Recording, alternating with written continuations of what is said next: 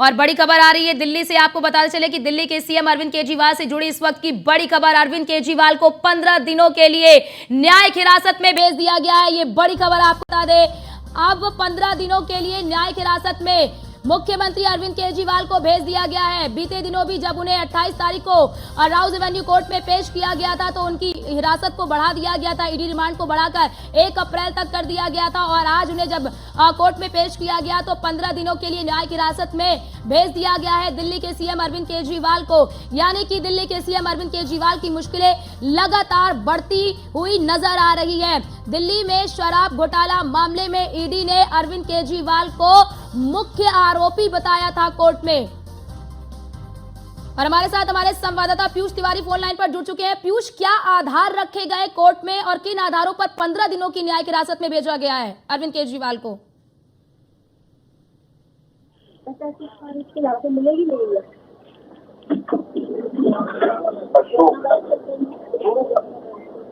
पीयूष, आवाज आ रही है आपको?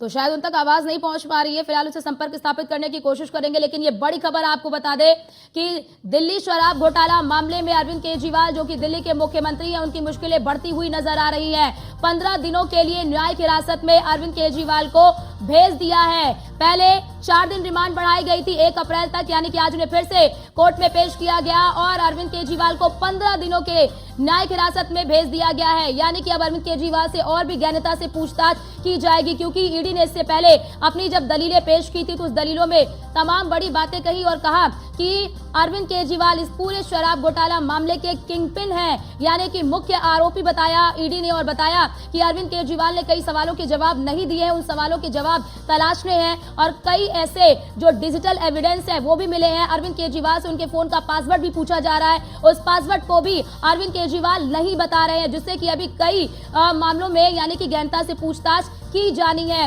इससे आप साफ तौर पर अंदाजा लगा सकते हैं कि अरविंद केजरीवाल की मुश्किलें अब बढ़ती हुई नजर आ रही है। कल भी दिल्ली के रामलीला मैदान में इंडी गठबंधन की ओर से एक बड़ी रैली की गई थी अरविंद केजरीवाल की गिरफ्तारी को लेकर। और एक बार फिर से अपने संवाददाता पीयूष तिवारी का रुख करेंगे। पीयूष, किन आधारों पर दिल्ली के सीएम अरविंद केजरीवाल की जो ईडी कस्टडी है वो 15 दिनों के लिए बढ़ाई गई है? देखिए, अगर हम बात करें तो लगातार किसी भी मामले में आमतौर पर देखा गया है कि जब भी किसी व्यक्ति को रिमांड पर भेजा जाता है तो ज्यादा दिन तक कोर्ट जो है वो रिमांड नहीं देती है। इसके बाद संभवतः 3-4 बार इसी के दौरान रिमांड भेजा जाता है। ऐसे में ये लगभग तय था कि दिल्ली के मुख्यमंत्री अरविंद केजरीवाल को जेल जाना पड़ सकता है। आज चूंकि सुनवाई हुई है तो पूरी तरीके से जो एसपी है उन्होंने अपना पक्ष रखा। उन्होंने सीधे तौर पर कहा कि केजरीवाल अपने फोन का पासवर्ड जो है वो शेयर नहीं कर रहे हैं। इसके साथ ही ये भी बताया गया कि पूरी तरीके से जो ईडी की कस्टडी में दिल्ली के मुख्यमंत्री अरविंद केजरीवाल है, ये पूरा मामला लास्ट स्टेज पर है, यानी कि अभी और भी गिरफ्तारियां हो सकती हैं और भी लोगों की मुश्किलें बढ़ सकती है।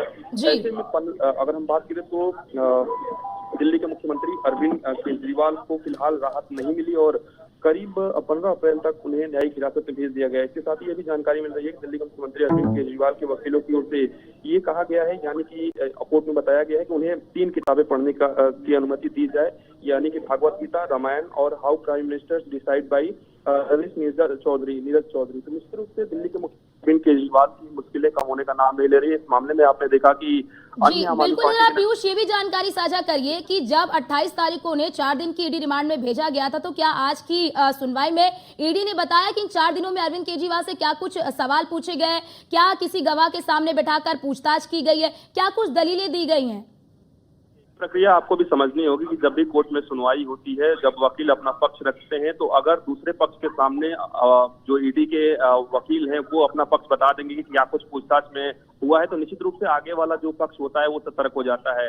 ऐसे में ईडी की ओर से उतनी ही जानकारी दी जाती है जितने में रिमांड की जो मांग है वो की जा सके या जो कस्टडी की मांग है वो की जा सके। तो निश्चित रूप से लगातार जो पिछले कुछ दिनों में जो सुनवाई हुई है उसमें से कुछ प्रमुख बिंदुओं पर चर्चा जरूर हुई है। ईडी की ओर से कहा गया है कि हमें और भी जांच करनी है।